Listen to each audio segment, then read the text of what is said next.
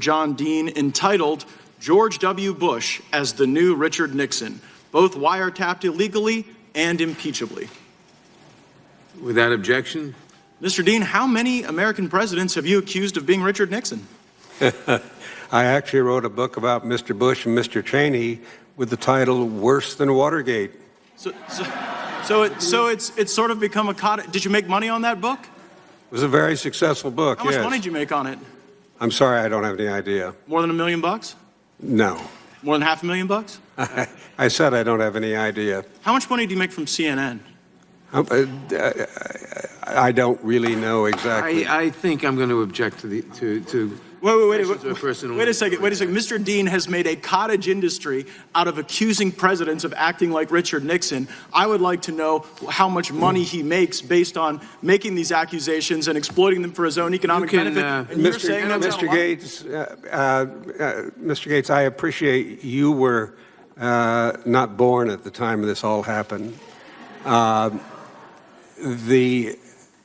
It's not by choice that I've done a lot of this. It's that I've been dragged into it. Who forced you to accuse George W. Bush of being Richard Nixon? Who forced me to? It was right after I had spent 10 years in a lawsuit knocking down false statements about what my role had and hadn't been. Well, let's speak now to the truth or falsity of statements. Do you have personal knowledge regarding the truth or falsity of a single material fact in the Mueller report? I think if you recall the first thing I said, I'm not here as a fact witness. You're here to provide historical context. Exactly. And throughout history, you accuse presidents of acting like Richard Nixon, and you make money off of it, right? Not all presidents, no. No, but a few, more than one. Those who do act like him, I pointed out. Let me ask you this question. How do Democrats plan to pay for Medicare for all? I'm sorry? Well, I figured if we were going to ask you about stuff you don't know about, we'd start with the big stuff. So do you know how they plan to pay for Medicare for all? Who? The Democrats, or which candidate, or can you be more specific? Let's get specific to Nixon, since that appears to be why you're here. Do you believe? Well, actually, Nixon did have a health care plan. Good. Well, do you believe if we turned the lights off here and maybe lit some candles, got out a Ouija board, we could potentially raise the specter of Richard Nixon? I doubt that. Well, it seems to be the objective. You know, here we sit today in this hearing with the ghost of Christmas past because the chairman of the committee has gone to the Speaker of the House and sought permission to open an impeachment inquiry. But she has said no.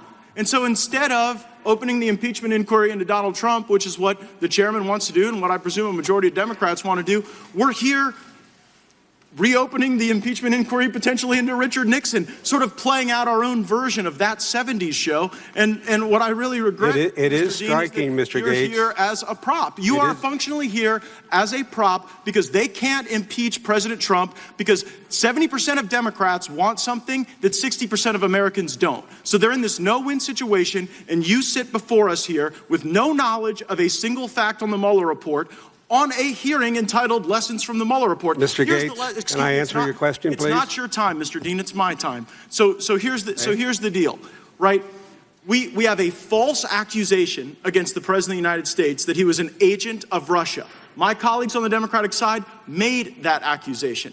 And so where do we go from here? Either we look into how the president reacted to a false allegation against him, or we look into why for 22 months, we allowed a false accusation to tear this country apart. Now, to me, it seems like a far more relevant inquiry to figure out why the FISA court was lied to, something that you have spoken a great deal about, Mr. Dean, to find out why the recordings and the transcripts from George Papadopoulos, where he asserted that he wasn't doing any work with Russia, was not brought before the FISA court. None of that. We also would love to know why the FBI turned from an organization that was supposed to be investigating crimes into one that sought to shape public opinion. You had Comey and McCabe and that whole regime of leadership lying and leaking. And the reason they were doing it is because they didn't really think that the job of the FBI was to investigate and bring cases for prosecution. They thought the role of the FBI was to try to shape public opinion. And that's really why we're here. And that's what I really think all Americans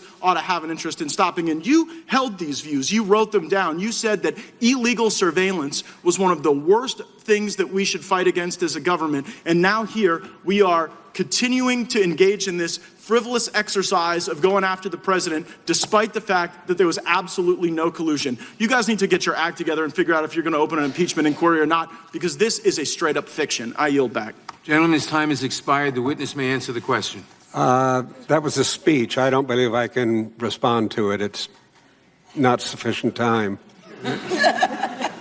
The gentleman from Florida, Mr. Deutsch. Thank you, Mr. Chairman. Returning to the facts of the Mueller report, something that my colleagues on the other side are taking great pains to avoid.